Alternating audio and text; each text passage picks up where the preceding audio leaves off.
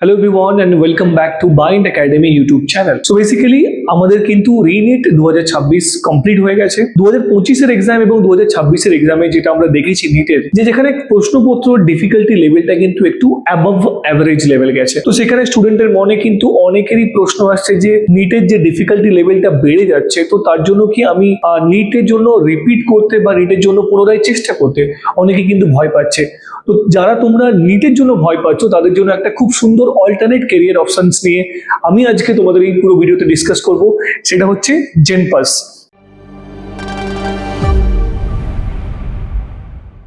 তো আজকের ভিডিওতে আমি তোমাদের সঙ্গে ডিসকাস করবো যে জেনপাস ইউজি সম্পূর্ণ ডিটেলস গুলো কি কি আছে, মানে ওই এক্সামের জন্য সিলেবাস কি থাকবে, এক্সাম প্যাটার্ন কি থাকবে, ওর এজ ক্রাইটেরিয়া কি আছে, এবং জেনপাস করার পরে যে তুমি যে জবটা পাবে, তুমি যে চাকরিটা পাবে, তাতে তোমার স্যালারি কি হবে। আজকের এই ভিডিওতে কিন্তু আমি সম্পূর্ণ ডিসকাশন করব, তাই তোমরা ভিডিওটা একটু লম্বা হতে চলেছে, বিকজ আমি যেহেতু পুরো সম্পূর্ণ ইনফরমেশনটা আজকে দেবো তোমাদের কাছে, তো তাই তোমরা ভিডিওটা কিন্তু স্কিপ না করে পুরোটা যদি তুমি দেখো, আমি তোমাকে এটুকু বলতে পারি যে তোমার পুরোপুরি জেনপাস রিলেটেড যা কিছু কোয়েরিজ তোমার আছে সমস্ত কিছু ফুলফিল হয়ে যাবে। সো তুমি যদি বাইন্ড একাডেমি ইউটিউব চ্যানেলে নতুন হয়ে থাকো তাহলে অবশ্যই চ্যানেলটাকে সাবস্ক্রাইব করো এবং পাশে থাকা বেল আইকনটিকে প্রেস করে দিও। তো চলো আমি দেখি আজকের ব্যাপারটা, যে ইনফরমেশন গুলো নিয়ে আমি আজকের এই ভিডিওতে তোমাদের সঙ্গে ডিসকাস করব সেটা হচ্ছে যে about JENPAS UG. JENPAS UG কি এক্সাম এবং এখানে কি কি এক্সাম আমরা দিতে পারি, অ্যাবাউট জেনপাস ইউজি। নেক্সট হচ্ছে the criteria and the qualification, এই এক্সামের জন্য কি ক্রাইটেরিয়া আছে এবং তার জন্য কি কোয়ালিফিকেশন লাগবে, আমি সেটা নিয়ে ডিসকাস করবো তোমাদের সঙ্গে। থার্ড পয়েন্ট হচ্ছে যে কেরিয়ার অপরচুনিটিস। আমি জেনপাস ইউজি থেকে পাস করার পরে, আন্ডার গ্রাজুয়েট হওয়ার পরে আমার কাছে কেরিয়ার অপরচুনিটিস গুলো কি কি আছে, আমি কোন কোন সেক্টরে আমি অ্যাপ্লাই করতে পারি চাকরির জন্য, সেগুলো নিয়ে ডিসকাস করবো, কেরিয়ার অপরচুনিটিস। আচ্ছা, এক্সামের মার্ক ডিভিশন কি আছে, যে এক্সামটা হবে সেখানে কোন কোন সাবজেক্ট থাকবে এবং সেই সমস্ত সাবজেক্ট থেকে কত নম্বরের প্রশ্নপত্র আসবে, সেগুলো নিয়ে আমি ডিসকাস করবো তোমাদের সঙ্গে। তারপর হচ্ছে এক্সাম প্যাটার্ন। এক্সাম প্যাটার্ন মানে কারেক্ট অ্যান্সারের জন্য কত আছে, ইনকারেক্ট অ্যান্সারের জন্য কত আছে, সেগুলো নিয়ে আমি ডিসকাস করবো।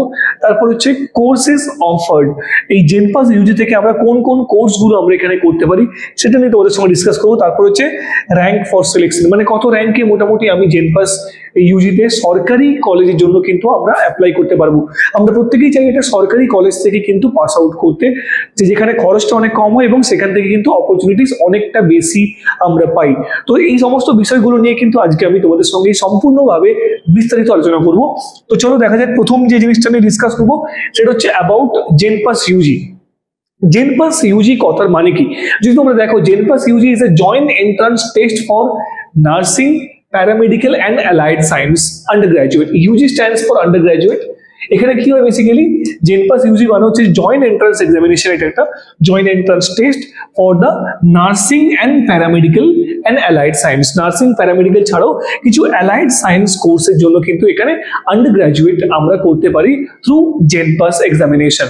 আই থিঙ্ক এটা তোমাদের কাছে ক্লিয়ার হলো। জেনপাস মানে কোন কোন কোর্সগুলো আমরা নার্সিং করতে পারি, আমরা প্যারামেডিক্যাল করতে পারি, এবং এর পাশাপাশি কিছু অ্যালাইড সায়েন্স লাইক অপটিমিস্ট যদি কেউ হতে চায়, লাইক চোখের জন্য যে সমস্ত জিনিসগুলো থাকে, সেগুলো কিন্তু তোমরা জেনপাস ইউজি দিয়ে তোমরা কিন্তু এই সমস্ত কোর্সগুলোতেও নিজেকে এনরোল করতে পারবে। ঠিক আছে, চলো আমরা প্রথম যে জিনিসটা দেখবো সেটা হচ্ছে যে কি কোয়ালিফিকেশন রিকোয়ার্ড হবে এবং তার জন্য এজ লিমিট কি কি আছে। যদি তোমরা দেখো, কোয়ালিফিকেশনের জন্য প্রথম হচ্ছে তোমাকে একজন ইন্ডিয়ান হতে হবে, তোমাকে একজন ভারতীয় নাগরিক হতে হবে। আর তোমার মিনিমাম যে কোয়ালিফিকেশনটা দরকার সেটা হচ্ছে HS pass, higher secondary pass কিন্তু তোমাকে হতে হবে। আর আপার এজ লিমিট যদি আমরা দেখি, যে বিভিন্ন কোর্সের জন্য কিন্তু আপার এজ লিমিট বিভিন্ন রকম রয়েছে। যদি আমরা কোর্স দেখি, কোর্স নার্সিং এর ক্ষেত্রে সেখানে ক্ষেত্রেও কোনো এজ লিমিট নেই। এজ লিমিট তোমরা দেখতে পাচ্ছ নো লিমিট, বাট বিভিএস এর জন্য এজ লিমিট রয়েছে 35। যদি তোমরা বিপিটি এবং বিওটির জন্য দেখো, এখানেও কিন্তু আবার কোনো এজ লিমিট নেই। বাকি তোমরা BMLT, CCT, OTT, PT, PA, MMB, BHA এই সমস্ত কোর্সগুলোর জন্য যদি তুমি অ্যাপ্লাই করতে চাও, তখন কিন্তু এজ লিমিট রয়েছে 40। আরআইটি, সিএসআইসি এবং আরটি এই সমস্ত কোর্সগুলোর জন্য কিন্তু এজ লিমিট রয়েছে 25। তোমরা যদি মোটামুটি নার্সিংটাকে টার্গেট করতে চাইছো, তাহলে তোমাদের জন্য একটা সুখবর বলে রাখি, এখানে কিন্তু কোনো রকম কোনো আপার এজ লিমিট নেই। তোমাদের বয়স যাই হয়ে থাকে না কেন, minimum age limit HS pass যদি তোমরা করো 18 years, 18 years is the minimum age। তো 18 বছরের যদি ঊর্ধ্বে তোমার বয়স হয়, সেখানে তুমি এই জেনপাস দিয়ে তুমি কিন্তু নার্সিং কোর্সের জন্য কিন্তু এলিজিবল হয়ে যাবে। ঠিক আছে, চলো নেক্সট আমরা দেখছি যে যে কোয়ালিফিকেশন গুলো কি কি লাগছে যদি আমরা দেখি, ক্রাইটেরিয়া দেখছি আমরা মিনিমাম কোয়ালিফিকেশন। এখানে কিন্তু ডিফারেন্ট কোর্সেস আমরা মেনশন করে রেখেছি, যেমন প্রথমটা নার্সিং আছে, যেমন বিপিটি, বিএমএলটি, সিসিটি, ওডিটি, পিটিটি, এরকম ডিফারেন্ট কোর্স কিন্তু রয়েছে। আর বিভিএসও, বিএইচএ এবং বিওটি, এগুলো হচ্ছে ডিফারেন্ট কোর্সেস গুলো রয়েছে। এবং তার মধ্যে যদি আমরা দেখি candidate must pass with subjects individual pass marks. Individual pass mark মানে তোমাকে থিওরি এবং ল্যাব মানে প্র্যাকটিক্যাল দুটোতেই কিন্তু ইন্ডিভিজুয়ালি পাস করতে হবে। তুমি এমনটা যদি না হয় তুমি ল্যাব প্লাস থিওরি মিলিয়ে পাস করেছো বা শুধু থিওরিতে পাস করতে পারোনি, তাহলে কিন্তু তুমি এলিজিবল হচ্ছ না।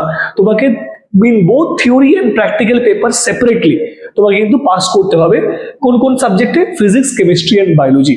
ফিজিক্স, কেমিস্ট্রি এবং বায়োলজিতে তোমাকে ফিজিক্স, কেমিস্ট্রি, বায়োলজিতে থিওরি এবং প্র্যাকটিক্যাল দুটো পেপারে কিন্তু তোমাকে পাস করতে হবে। মিনিমাম অ্যাগ্রিগেট যদি আমরা দেখি, জেনারেল এবং ইডাব্লিউ যদি হও তুমি, তাহলে তোমার জন্য মিনিমাম অ্যাগ্রিগেট হচ্ছে 45% তোমার কিন্তু লাগছে।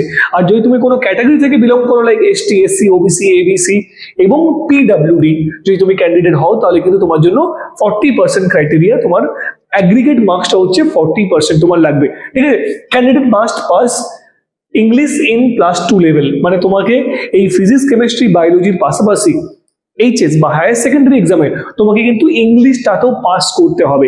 এটা কিন্তু একটা ক্রাইটেরিয়া। তাহলে ফিজিক্স, কেমিস্ট্রি, বায়োলজি এবং ইংলিশ তোমাকে কিন্তু এই চারটে সাবজেক্টে তোমাকে কিন্তু পাস মার্কস রাখতে হবে।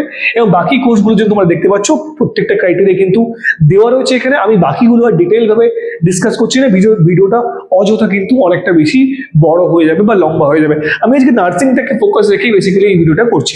এরপর কথা হচ্ছে, আমি যদি বিএসসি নার্সিং করি, বিএসসি নার্সিং করার পর আমার চাকরি পাওয়ার জন্য কি কি প্রসেস রয়েছে। বেসিক্যালি চাকরি পাওয়ার জন্য কেউ বিএসসি নার্সিং পাস করার পরে সরকারি হসপিটালে তুমি যদি চাকরি পেতে চাও, তার জন্য তোমার একটা ইন্টারভিউ হবে, এবং সেই ইন্টারভিউ নাম্বার প্লাস তোমার যে কোর্স, সেই কোর্সের সময় তোমার নাম্বার এবং ইন্টারভিউ নাম্বার দুটোকে অ্যাড করার পরে একটা কিন্তু নতুন করে মেরিট লিস্ট তৈরি করা হবে, এবং সেই মেরিট লিস্টের ভিত্তিতে তোমার কিন্তু জয়নিং বা অ্যাপয়েন্টমেন্ট হবে ইন গভর্নমেন্ট মেডিকেল কলেজেস বা যে কোনো গভর্নমেন্ট হসপিটাল বলো বা মেডিকেল কলেজ বলো, সেই সমস্ত জায়গায় কিন্তু তোমার রিক্রুটমেন্ট হবে। কিভাবে হবে? তাহলে প্রথমে পাস আউট করার পরে তোমার একটা ইন্টারভিউ ব্যবস্থা করা হবে। সেই ইন্টারভিউতে তুমি যা নাম্বার পেলে এবং তোমার কোর্স চলাকালীন তোমার কোর্স পিরিয়ডের যে নম্বর এবং ইন্টারভিউ নম্বর, সো দুটোকে যোগ করে একটা মেরিট লিস্ট তৈরি করা হবে, এবং সেই মেরিট লিস্টের ভিত্তিতে কিন্তু তুমি সরকারি চাকরি বা সরকারি হসপিটালে তোমাকে রিক্রুটমেন্ট করা হবে। 4 বছরের কোর্স থাকে এবং 6 বছরের একটা ইন্টার্নশিপ থাকে। টোটাল যেহেতু কোর্সটা আমরা দেখি 4 বছরের কোর্স এবং 6 বছরের একটা ইন্টার্নশিপ থাকবে। এবং স্টাফ নার্স গ্রেড 2 তোমার যে রিক্রুটমেন্টটা হবে, সেটা কিন্তু স্টাফ নার্স গ্রেড 2 লেভেলে রিক্রুটমেন্ট হবে। এবং তার যদি বেতন বা জয়নিং স্যালারি যদি আমি কথা বলি, সেটা কিন্তু মোটামুটি 36,000 এর মতো কিন্তু একটা রেমুনারেশন বা স্যালারি তোমাকে কিন্তু দেওয়া হবে বিএসসি নার্সিং এর জন্য। এবার দেখো আদার প্যারামেডিক্যাল কোর্স, যেটা গ্র্যাজুয়েশন কোর্স আমরা কথা বলছি চাকরি পাওয়ার জন্য, সেখানে আমাদের কি কি করতে হবে?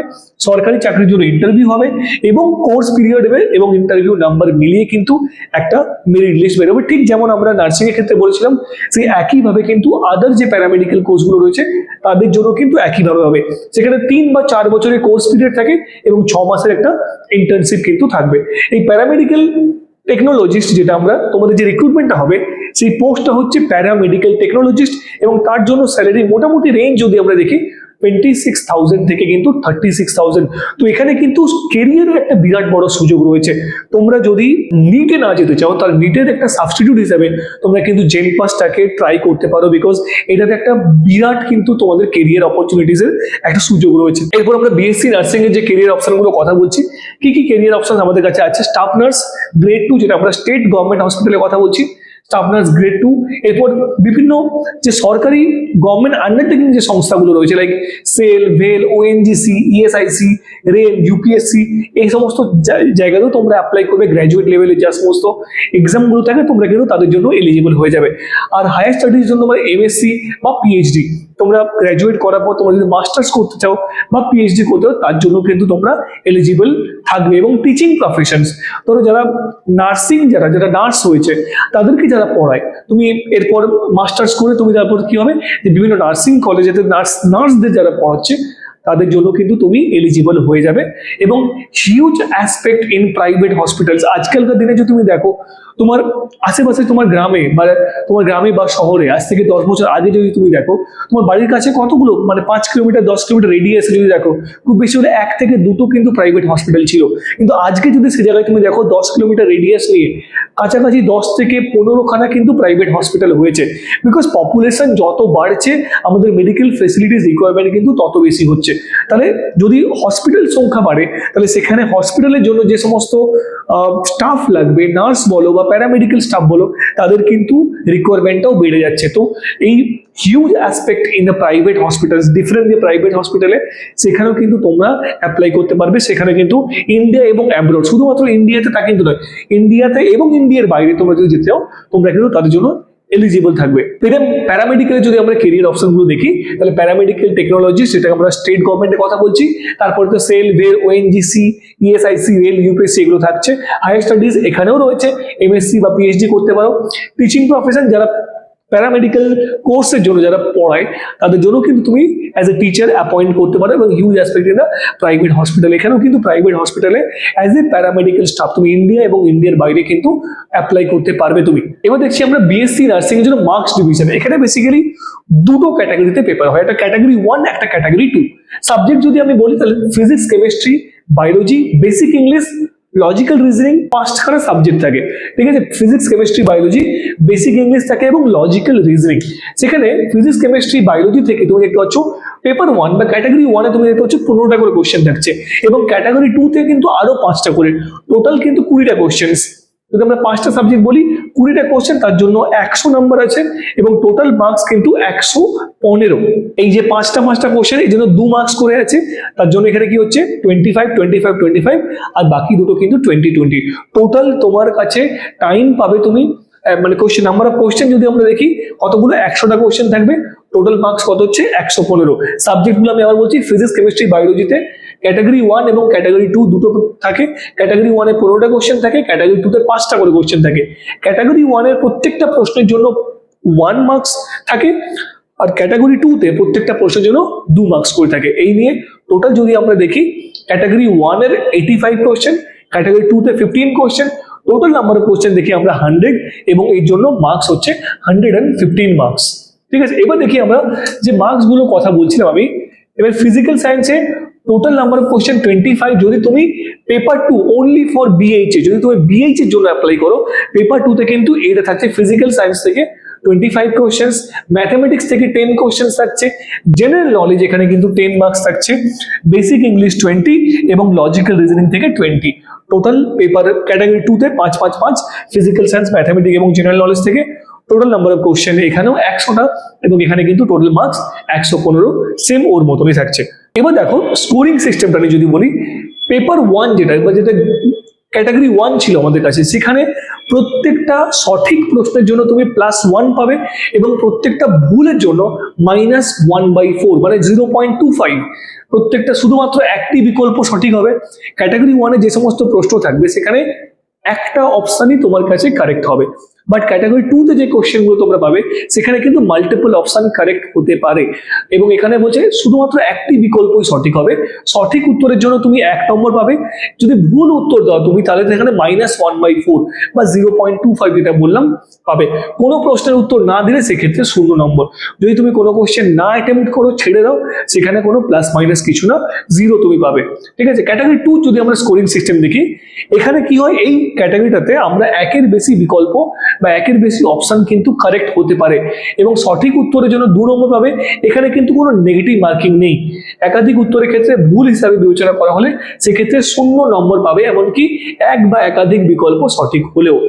ঠিক আছে, এখানে কিন্তু কোনো রকম কোনো নেগেটিভ মার্কিং নেই।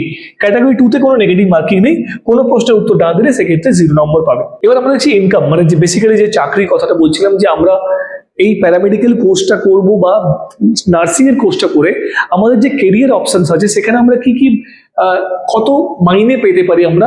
যেমন বিএসসি নার্সিং বলছিলাম, ব্যাচেলর অফ নার্সিং, যেখানে বেতন রাজ্য সরকারিতে যদি তুমি অ্যাপয়েন্ট হও তোমার স্যালারি 36,000 প্লাস। যদি তুমি কেন্দ্র সরকারি কোনো জায়গাতে অ্যাজ এ নার্স অ্যাপয়েন্ট হও তাহলে তোমার 70,000 প্লাস। এবং বেসরকারি যদি তুমি কোনো হসপিটালে অ্যাজ এ নার্স হিসেবে অ্যাপয়েন্ট হও তাহলে তোমার স্যালারি মোটামুটি 28 থেকে 40,000-এর মধ্যে কিন্তু থাকবে।